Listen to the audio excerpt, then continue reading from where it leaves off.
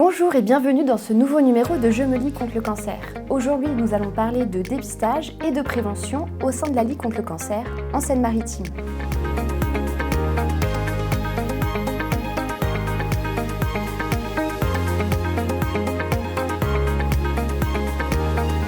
Mélanie, Yvon, bienvenue aujourd'hui sur le plateau de Je me lie contre le cancer. On va parler prévention et dépistage, mais avant, est-ce que vous pouvez vous présenter? Mélanie? Bien sûr, donc bonjour Julie. Donc, je suis Mélanie Jean-Soulet, chargée de prévention à la Ligue contre le cancer du comité 76. Yvon Grail, je suis président du comité depuis un certain nombre d'années et je suis très préoccupé par les problèmes de prévention des cancers, notamment donc cette émission est très importante pour nous. Nous allons découvrir dans ce prochain numéro une intervention en milieu scolaire sur la sensibilisation aux méfaits du tabac au sein du collège Lucie Aubrac à Isnoville. Alors, la prévention que je fais, donc c'est dans les écoles, pour les classes de 6e, 5e, donc les enfants début du collège. Et je fais principalement donc, de la prévention anti-tabac. Il y a d'autres préventions, mais moi je me cantonne à l'anti-tabac. En général, donc ça se fait au niveau du 2e trimestre. Et donc là actuellement j'en suis donc dans ma 2e école et ça fait 8 classes à peu près. Pour l'instant il y a 8 classes où j'ai participé. Les supports proposés par la Ligue sont très très clairs, relativement faciles à développer et donc il n'y a aucun souci. Alors aujourd'hui c'est par où passe la fumée dans le corps humain. Le but, c'est que les élèves apprennent, disons, par où passe la fumée jusqu'au poumon et ensuite, disons, par le transfert qui se fait dans les bronches, dans tout le corps humain. Et ça, ils font des découvertes extrêmement importantes pour eux. C'est vraiment des grosses découvertes. Cet atelier, qu'est-ce que vous avez appris? Il fallait pas fumer parce que ça pouvait nous faire, on peut après avoir un cancer. Et du coup, c'est pas bien. De fumer, ça fait mal au corps, mais beaucoup de parties du corps et que vraiment, il faut pas fumer du tout. On pourrait croire que c'est pas grave, mais en vrai, ça a vraiment c'est vraiment pas bien. Ça peut nous rendre vraiment malades. Et qu'est-ce que vous avez apprécié dans cet atelier? Comme ça, en même temps, on voit le corps humain et du coup, ça nous explique où va la fumée avec quoi on a fumé. Et en fait, ça peut faire beaucoup de dégâts à plein d'endroits dans le corps. Il y avait vraiment beaucoup de parties du corps et des parties du corps que je ne m'attendais vraiment pas à que ça soit ici, que ça atteigne aussi avec la fumée. Et il y avait vraiment beaucoup de parties du corps qui étaient plus ou moins infestées par la fumée. Et que ça avait vraiment des répercussions horribles. Mélanie, on vient de découvrir dans ce reportage Monsieur Delanlay qui intervient dans un collège. Est-ce que tu peux nous expliquer un petit peu en quoi consistent les interventions en milieu scolaire ? Alors, les interventions en milieu scolaire consistent à sensibiliser sur certaines thématiques les élèves, que en général ce sont des classes de 5e, mais on peut faire évidemment d'autres classes. J'interviens sur différentes thématiques comme le tabac, l'alimentation, l'activité physique ou encore l'alcool ou encore évidemment l'hygiène de vie ou le sommeil ou le soleil. Très bien. Est-ce que tu peux nous parler un petit peu de ton équipe de bénévoles en prévention ? Bien sûr. Alors, j'ai différents profils dans cette équipe.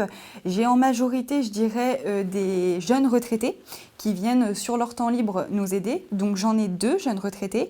J'ai une jeune femme, une jeune salariée, qui vient nous aider sur son temps libre, qui est assez compliqué. Du coup, elle ne peut pas être là à chaque intervention, mais elle fait ce qu'elle peut pour venir nous aider. Et actuellement, une nouvelle personne va rentrer dans l'équipe.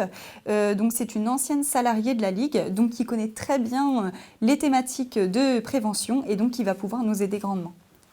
Merci. Est-ce que tu peux nous parler un petit peu de tes projets en prévention, notamment, je crois, les lieux de santé sans tabac ? Tout à fait. Alors nous, aujourd'hui, on essaye de rentrer dans la démarche lieu de santé sans tabac. Ce n'est pas nous qui la portons. On vient en appui à Promotion Santé Normandie, au RESPAD ou même à l'ARS, qui essaye aujourd'hui de faire en sorte que les lieux de santé, comme les hôpitaux ou les cliniques, deviennent sans tabac. Et également, nous essayons avec les municipalités de mettre des espaces sans tabac dans les villes pour que ce soit vraiment de la prévention et de la sensibilisation pour tous. Très bien. Est-ce que tu peux parler un peu des espaces sans tabac? Quelle est la démarche pour le mettre en place? Alors nous, on essaye de contacter les municipalités pour qu'ils viennent ensuite vers nous et nous contacter pour qu'on essaye, dans une démarche conjointe, de mettre des espaces sans tabac devant les écoles, par exemple, ou dans les parcs, ou devant les grands bâtiments publics. Merci Mélanie. Maintenant, nous allons découvrir ce nouveau numéro avec une sensibilisation au dépistage du cancer du côlon au sein de l'IAE de Rouen.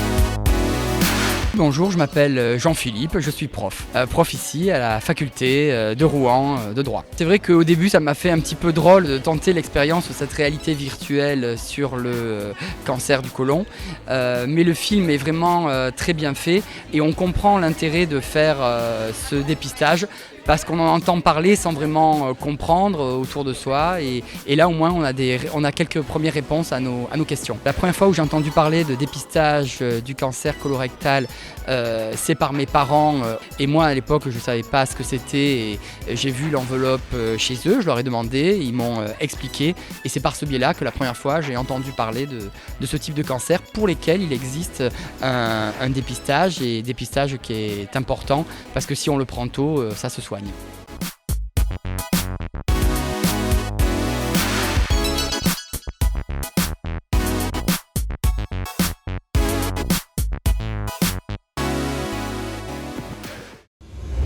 Yvon, maintenant on vient de découvrir cette sensibilisation auprès du public sur le dépistage du cancer du côlon. Est-ce que vous pouvez nous expliquer un petit peu l'intérêt du dépistage?